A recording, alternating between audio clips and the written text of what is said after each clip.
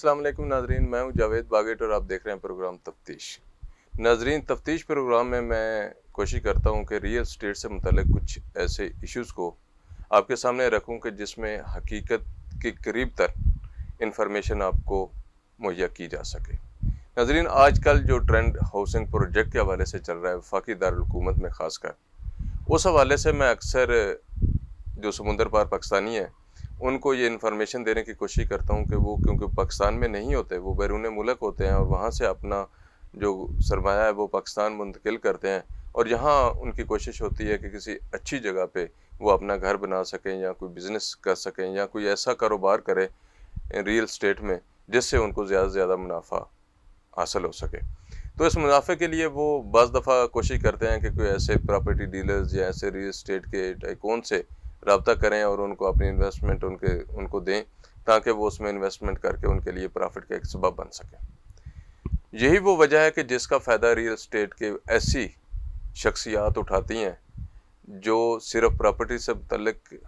नहीं होती बल्कि उनका काम आवाम को धोखा देना, ख़ास करके समुंदर पार पाकिस्तानियों को धोखा देने के मुतरादिफ होता है।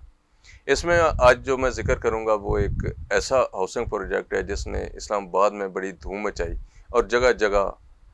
अपने बिल बोर्ड्स लगाए और कोशिश की कि ये इस्लामाबाद का मुनफरिद प्रोजेक्ट है और इसमें कोई भी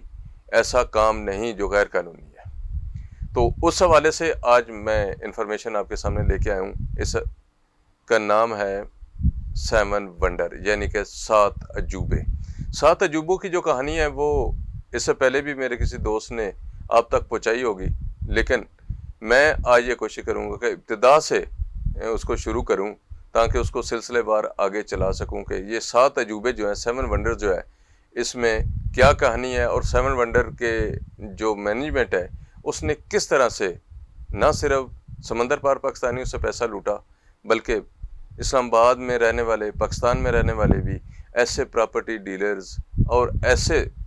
मजलूम शहरी जिन्होंने अपनी नौकरियां पेंशन के बाद ख़त्म की और वहाँ से पैसा इकट्ठा किया तो उन्होंने यहाँ पे इन्वेस्ट किया ताकि वो अपना इस सोसाइटी में घर बना सके।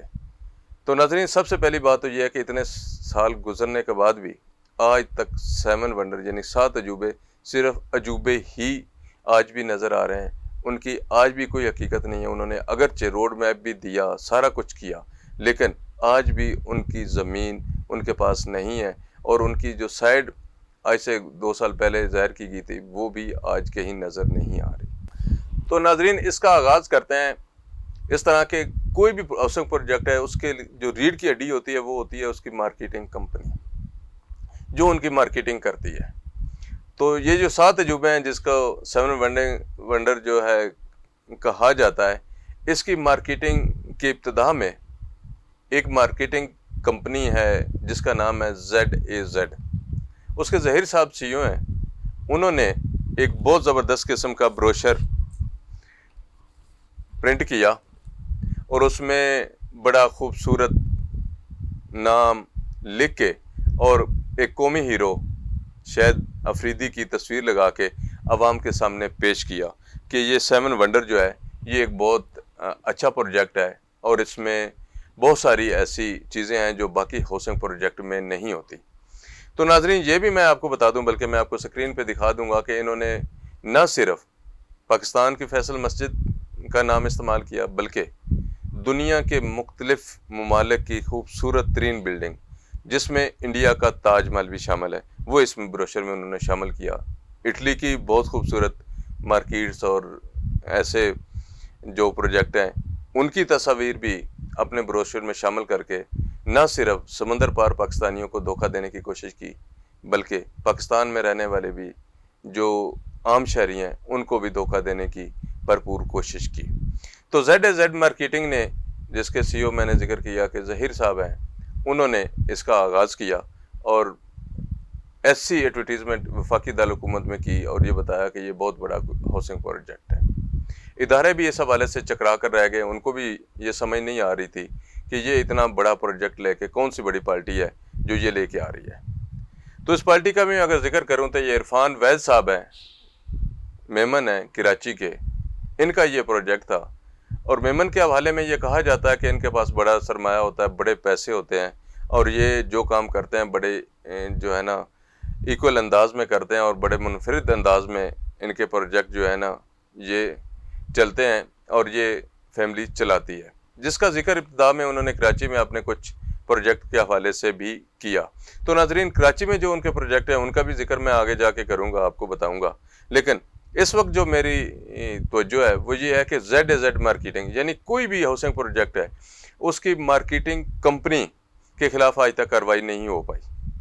اگر ZAZ مارکیٹنگ کے CEO جو ہے ظہیر نے اپنی ٹیم کے ذریعے عوام کو دھوکہ دینے کی کوشش کی، ایڈورٹیزمنٹ کی اور یہ بتایا، بلکہ یہاں تک کہ اس کے پاس کچھ بھی نہیں تھا، NOC نہیں تھا، کچھ بھی نہیں تھا، تو بلکہ ایک ایسا نقشہ بھی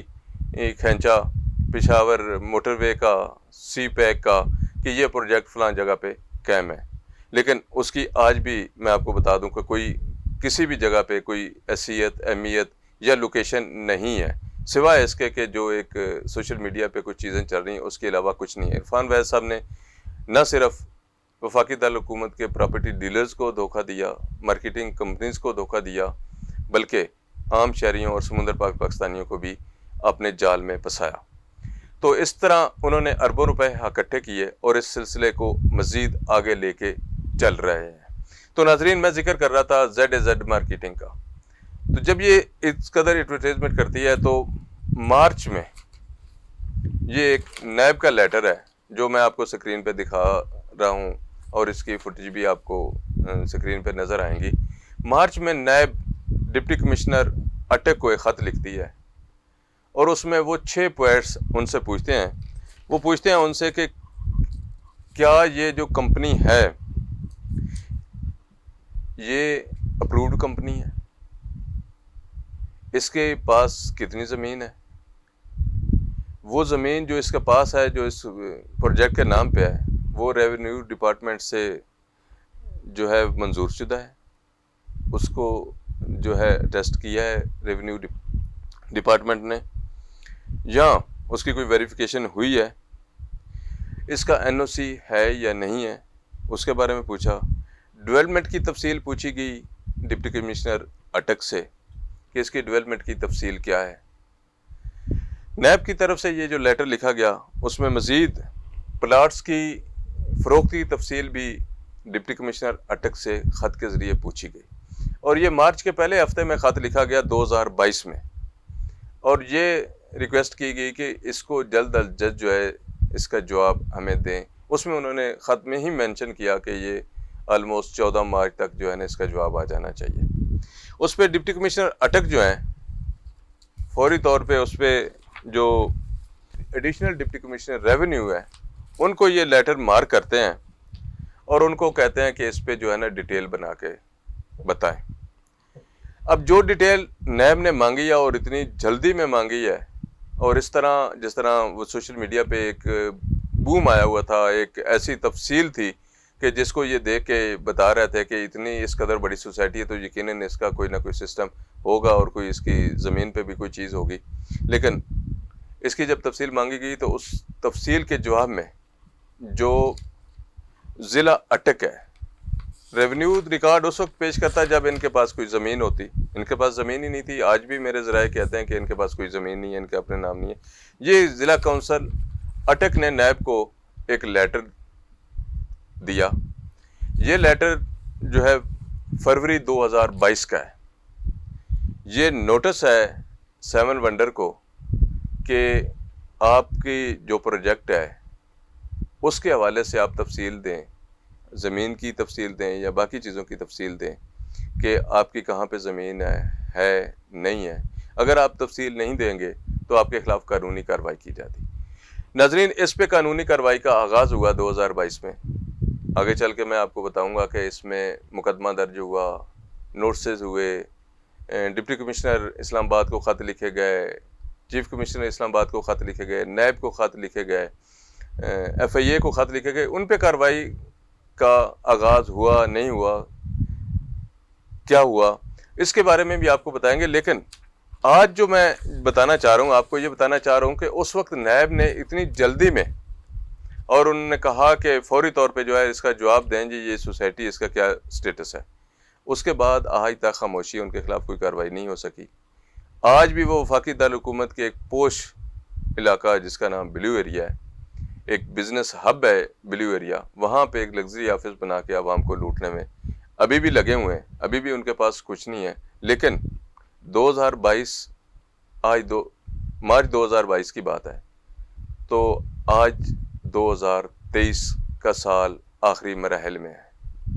آخری مہینوں میں ہے۔ تو اب تک نیب نے اس پہ کیا کارروائی کی، کیا نہیں کی، یہ تو ایک سوالیہ نشان ہے۔ لیکن اس ZAZ مارکیٹنگ کا کیا ہوا؟ ZAZ مارکیٹنگ کے جو CEO ہیں ان سے میں ملا، ظہیر صاحب سے، ان سے میں نے پوچھا کہ آپ نے 7 ونڈر کے نام سے مارکیٹ میں ایک بڑی تفصیل جو ہے وہ ایڈورٹیزمنٹ کی اور بتایا کہ یہ 7 ونڈر جو ہے بہت بڑا پروجیکٹ ہے، تو اس میں آپ سیل پرچیز کریں۔ اس میں آپ کو میں دکھاؤں گا، بتا سکوں گا کہ انہوں نے ابتدا میں کس طرح سے گاڑیاں ڈیلرز کو تحفہ دیں، اور وہ گاڑیاں کہاں سے آئیں، کس طرح آئیں، وہ ڈیلرز کی اپنی گاڑیاں تھیں یا رینٹ کی گاڑیاں تھیں، کس طرح سے عوام کو دھوکہ دینے کے لیے ان تصاویر کو بنا کے سوشل میڈیا پہ وائرل کیا گیا، تاکہ لوگوں کے دلوں میں ایک لالچ پیدا ہو اور لوگ زیادہ سے زیادہ اس طرف متوجہ ہوں۔ اور ہوا بھی ایسے، بڑی تعداد میں لوگوں نے 7 ونڈر کی فائلز خریدیں، جو آج بھی بالکل زیرو پہ ہیں، ان کے پاس آج بھی کوئی زمین نہیں ہے۔ لیکن کیا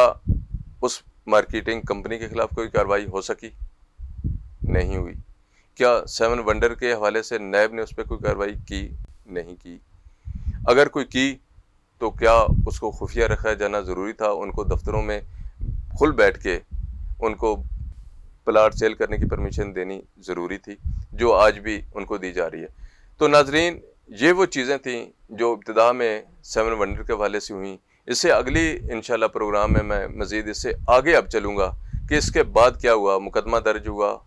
مقدمہ درج ہونے کے بعد مشینری ضبط ہوئی، اس کا کیا بنا؟ مشینری ضبط ہونے کے بعد آگے کون سی جگہ پہ انہوں نے اپنا نیا پلان ڈیسائیڈ کیا، اس کے بعد وہ ختم ہوا، اس کے بعد آگے کون سی جگہ پہ انہوں نے کہا کہ ہمارے پاس زمین ہے، وہ بھی اب ختم ہو گیا۔ اب ان کا آگے کیا ارادہ ہے، کس طرح وہ عوام کو لوٹ رہے ہیں۔ یا چیف کمشنر اسلام آباد نے جو پچھلے دنوں اٹک کو DC اٹک کو خط لکھا، چیف آفیسر اٹک کو خط لکھا، وہ کیا تھا، اس کا کیا جواب آیا؟ تو ساری چیزیں انشاءاللہ اگلے پروگرام میں آپ کے سامنے رکھیں گے۔ اس وقت تک کے لیے اجازت، اللہ حافظ۔